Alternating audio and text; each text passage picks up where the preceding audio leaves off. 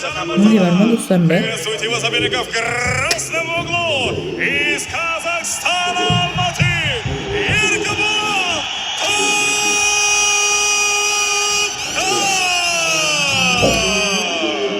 German Demak, Erkibulan To'xtar chaqirilgan do'stlar. bitim. Qarachi inson.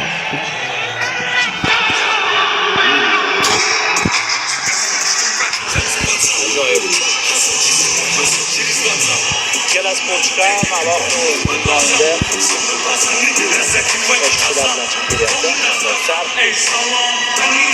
Erkibulan media persona.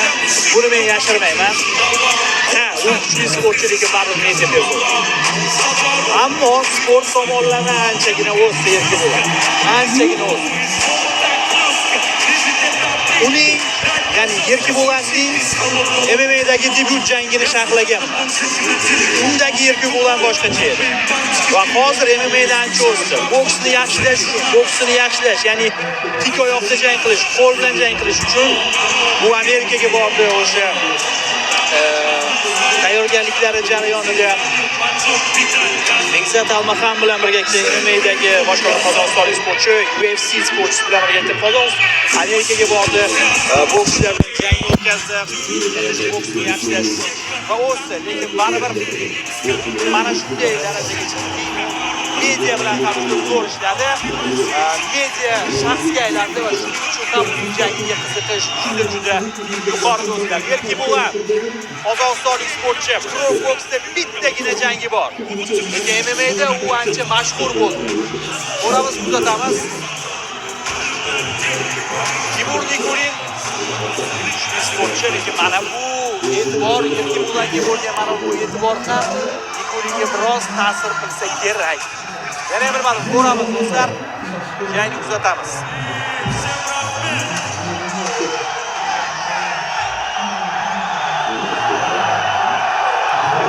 Qozog'istonlik mashhur aktyor edi bu paytda. Ana endi u mashhur sportchi sifatida e'tirof etilyapti. Butun arena kutdi mana shu jangni do'stlar. Kutdi, atmosfera umuman boshqacha. Ringda ham harorat shunaqa bo'lsin deb qolamiz va kuzatamiz do'stlar jarayonni. Arena tinchimasa suxandon gapira olmaydi. Va madhiya hozir.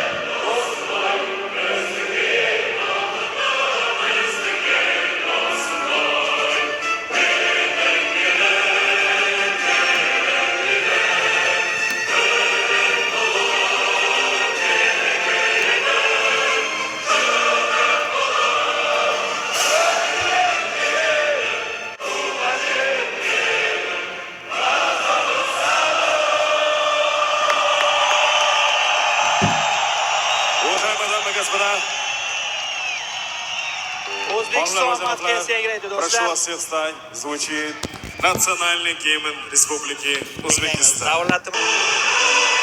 Mana o'sha madhiyamiz. Butun arena kuylaydi.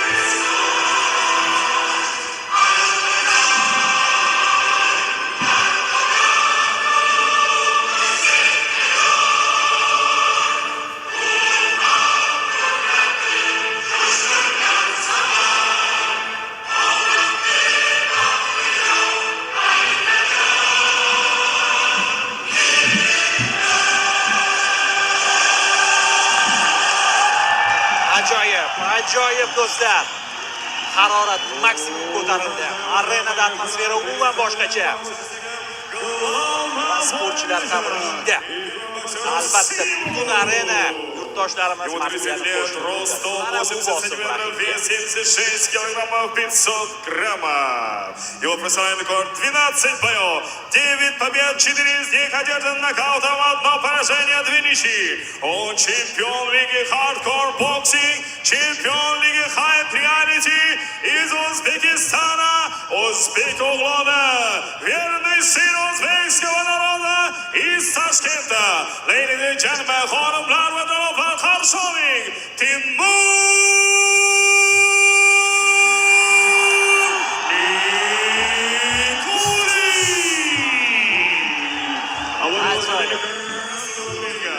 Ему 30 лет, рост 180 сантиметров, вес 76 килограммов 300 граммов. Его профессиональный рекорд 1 бой, 1 победа, одержана нокаутом. Он обладатель пояса BFB Лиги Октагон, заслуженный деятель Республики Казахстан, гордый сын казахского народа из Алматы, Казахстан. Приветствуйте, Эркебулан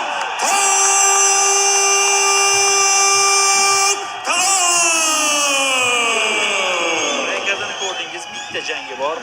Erkebo'lanning bitta jang, bitta g'alaba. Bo'ldi.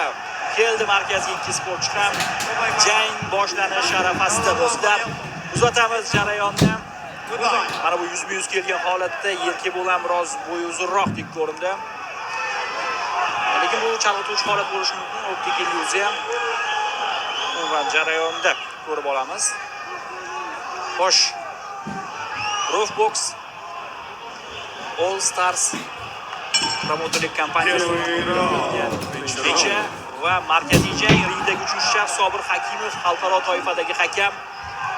Aynan u jangni boshqaradi. Erkebo'lan jeb bilan boshladi, chap qo'lda ham Nikulin uzatyapti jarayonni.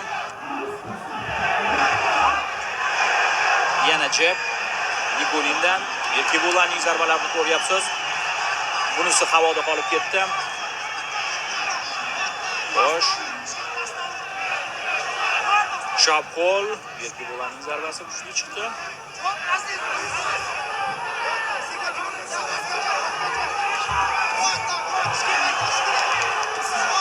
Va mana bu zarbalar e'tibor bering. Erkebo'lan.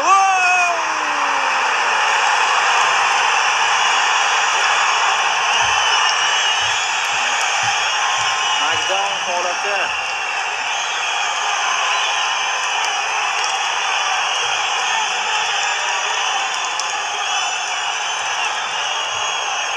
xo'sh, yana bitta bo'ldi. Bo'ldi. Uchinchi nuqta tegishni ham kutib o'tirmadi.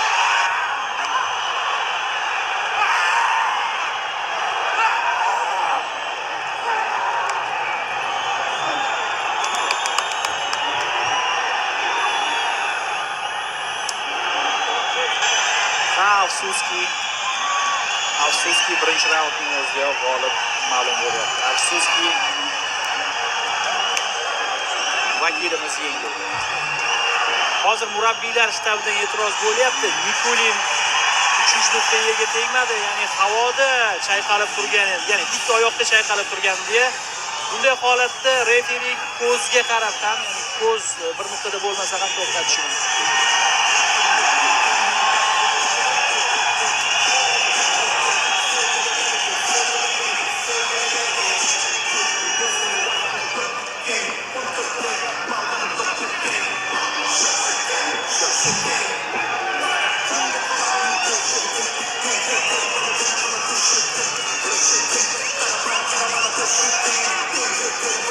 Timur Nikulin e'tiroz bildiryapti, lekin ma'lum foydasiz menimcha. Jang to'xtatildi, Prof boksda qaror o'zgartirilmaydi. To'xtatilishi xatomi, to'g'rimi, lekin qaror o'zgartirilmaydi. Prof boksda jang to'xtatilgandan so'ng bo'ldi.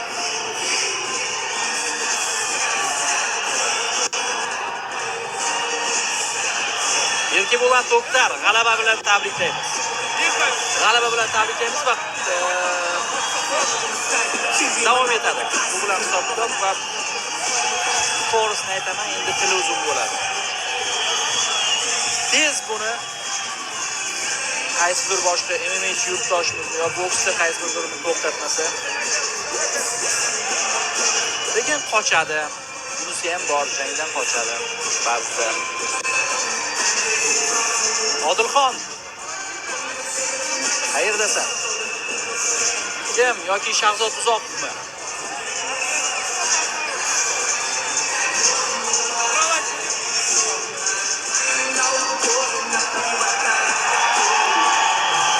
Tabriklaymiz, Erkibo'lan To'xtar g'alaba bilan nishonlayapti g'alabani.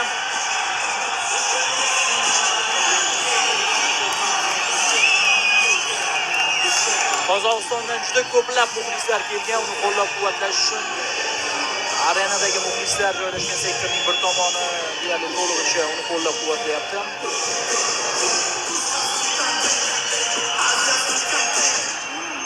Mana Erkibo'lan borib hurmat ko'rsatdi Nikulinga ham.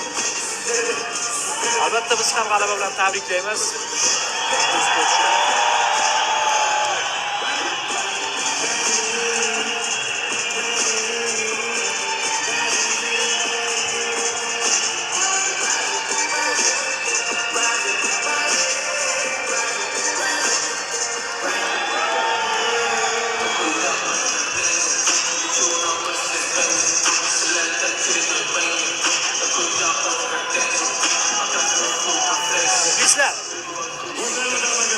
Kechaning yakuni mana shunday bo'ldi. Markaziy jang birinchi raundda tugadi va rasmiy qaror e'lon qilinadi. Победитель этого боя, давайте ваши овации, аплодисменты боксера!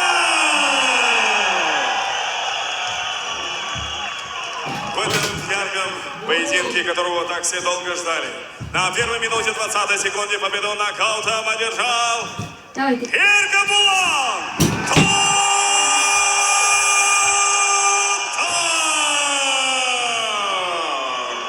Erkibo'lan To'xtar g'alabalari soni 2 ga yetkazdi. Ikkinchi jang, ikkinchi g'alaba. Bundan oldingi jangda ham To'xtar nokaut bilan zafar quchgan edi va bu safar ham nokaut bilan zafar quchyapti. Тимур, ты видишь, как народ за тебя так сильно болеет, тебя любит Узбекистан. Это же правда, Ташкент! Ваши аплодисменты Тимуру Никулину! Ребята, всем спасибо, кто пришел. Сегодня я вас подвел, извините. Всегда поддержим бойцов. Это спорт. Erkibo'lan, эти аплодисменты для тебя. Сегодня ты выиграл. Твои эмоции. Как тебе Ташкент? Как тебя встретили здесь, в Узбекистане? Assalomu alaykum, Toshkent. So'zni tinglash kerak. Men Nazirda o'zimda uyda yurgandek sezdim, rahmat. Kelgandan kutib oldi. Mana bola o'yladi. Mana boladan so'ragan negizi. Bo'yni Osmonlarga bergan. Сөйткенде kimga chiqib keladi degan Erkibo'lan To'xtarmen dedi bu. Bu meni o'zining istoriyasini yozgisi keldi. A men buni o'zim istoriyama yozib ketdim. O'yladim, какой-то aktyor Qozog'istondan kelgan Bizde любой адам разговор bilmaydi ау deyman. Qanday rahmet. So'sin. Da 3-4 personaj uchun бүкіл халық туралы ондай ойлауға болмайды. Мысалы, Алишер, мен тренерім. Өзбекстанға бірінші рет келді. Халқы қандай күшті, қандай жылы дейді да. Күтіп алып жатыр, тамақ беріп жатыр. Мен анау 4-5 адам үшін бүкіл халық сондай деп ойладым дейді да. Так что солай ойламаңыздар. Халық өте керемет. Мен жақсы көрем, Өзбекстан жақсы көрем. Өзбек халқын жақсы көрем. Біз доспыз. О 4-5 адам үшін достықтан айырылмауымыз керек. Дос болуымыз керек. Бірге соревноваться етіп, жарысып, даму керекпіз біз. Сондықтан да, давайте, жарысып, дамайық. Сосын, неге? Еркебұлан қайдасың дей бересіңдер.